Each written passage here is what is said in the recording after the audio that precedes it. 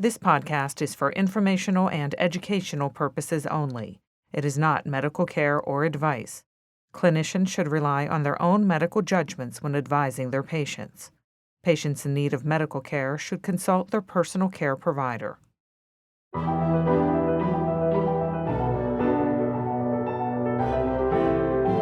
Beyond creating a nice smile, braces can also be particularly important to your child's health. So how do you know if and when your child should get braces? Hi, I'm Tonya Caruso. Welcome to this UPMC HealthBeat podcast. And joining us right now is Dr. Lindsay Shuster. She's an orthodontist at UPMC Children's Hospital of Pittsburgh. Thanks so much for joining us. Thanks for having me. Okay, so we do always think about a nice, bright smile, but braces can also be important to a child's health, and why?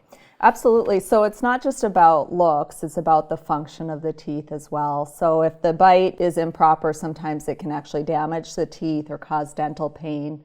And beyond the teeth, the gums and the bone that hold the teeth in can be damaged as well. So those are important things. The cosmetics are real though. The benefit of that is very real to someone. If they have increased confidence from treatment, it can affect their work relationships, their personal relationships, and how they carry themselves. Also, braces can affect someone's ability to chew, of course, properly, breathe optimally, and clean their teeth the best they can. In general, it might sound like a silly question, but what do you say to people that braces are designed to do? So they make small movements over time to align the teeth and correct the bites, and it can even affect the facial profile. Okay, so how do you know, what are some of the signs as a parent, if you're noticing with your child that are signs that it might be time to think about getting braces? The American Orthodontic Association recommends every child be seen by age 7.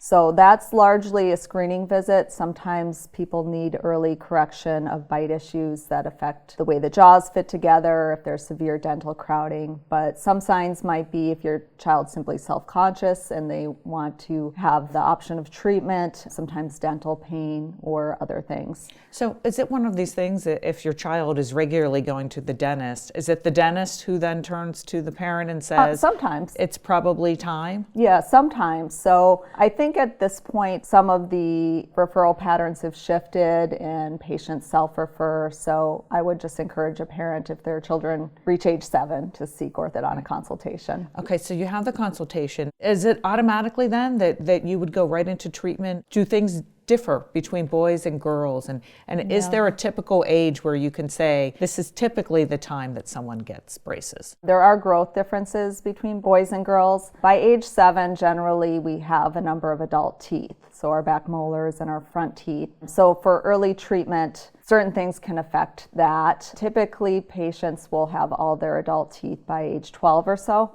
and then they're really candidates for full care. So we have kind of phase 1 care that not everyone is going to benefit from, and then phase 2 or comprehensive care when you have all the adult teeth. And when you talk about phase 1, give folks a sense what might be involved in that. So a lot of people are familiar with palate expanders or things like that. Another example is if the teeth are severely crowded, some management around some limited braces, not full braces. Other things like headgear. I know everyone's familiar with that. It's really all the pre-work that you do before the braces then go on. Can braces be covered by insurance? I guess that would obviously depend upon someone's insurance, but in some cases they can be covered. There's a range. Some insurances have an orthodontic benefit where they'll cover a portion of care regardless of the reason, whether it be for cosmetic benefit or dental health reasons. Some insurances fully cover medically necessary orthodontics, as in the case at Children's with our cleft care. Is there a difference between aligners and braces? We see more and more of those. We see commercials for them all the time. Right. So I think one of the great things about the commercials is the awareness surrounding orthodontics. So it's way more than straight teeth. Both aligners and traditional braces are like tools in a tool belt, essentially. So there are pros and cons to each. Certain types of bites are just better for aligners. I think aligners are really excellent for people who have a high aesthetic demand, perhaps an adult patient that don't want people to necessarily be so aware that they're having treatment. In some cases, braces might be better. So orthodontists go to residency after dental school for an additional 2 to 3 years, and that's to give us the expertise to be able to know and help guide our patients surrounding what their goals are.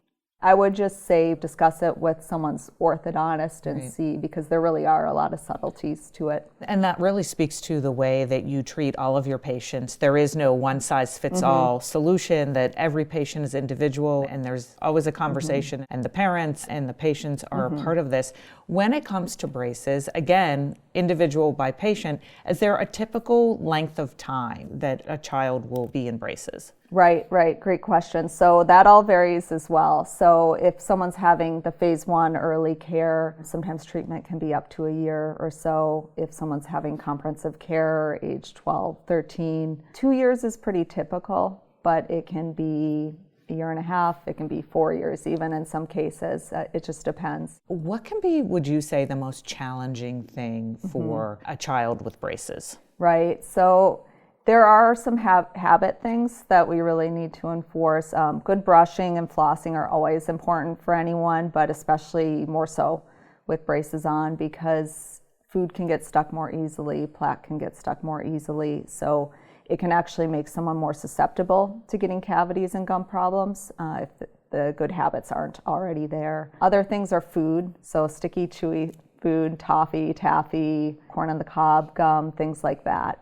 We really have to put a pause on during orthodontic treatment, because we don't want to break anything or bend anything, and then it requires additional time in treatment to recover from that.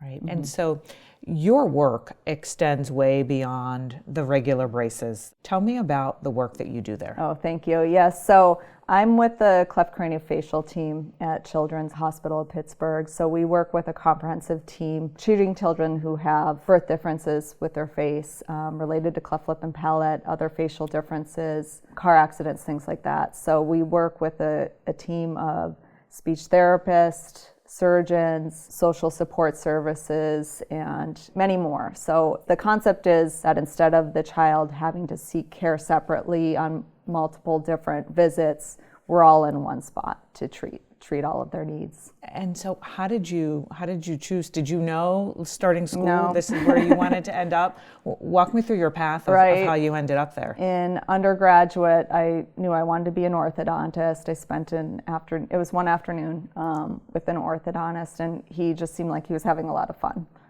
with his patients, joking around and everything, and seeing the results was really cool.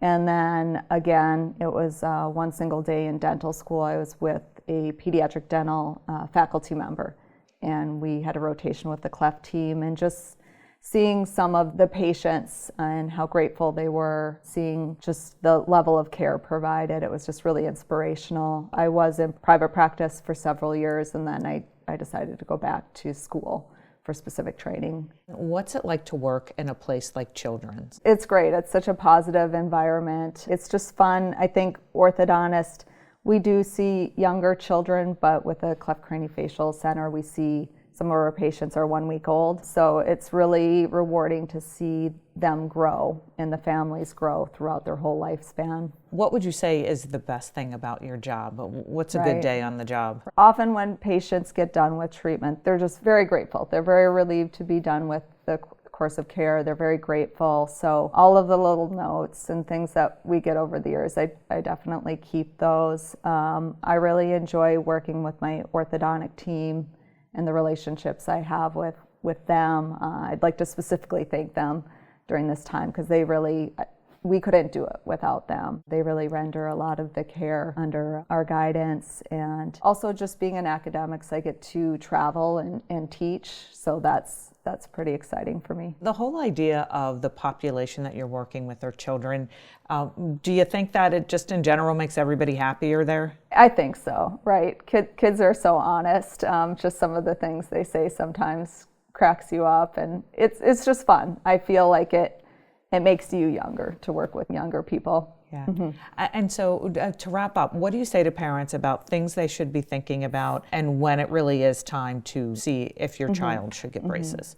So first things first, by the time a child has even their first baby teeth, that's the time to start seeing a pediatric dentist or family dentist and see them every 6 months to make sure that any basic dental health things are taken care of. And then again, age 7, most orthodontists will do a complimentary exam to ensure that there aren't any early care needs. Yeah. Well, Dr. Lindsay Shuster, we thank you so much for coming in and spending time with us today. Some great information. Thank you for your time. Appreciate it. Thank you. I'm Tonya Caruso. Thank you for joining us. This is UPMC HealthBeat.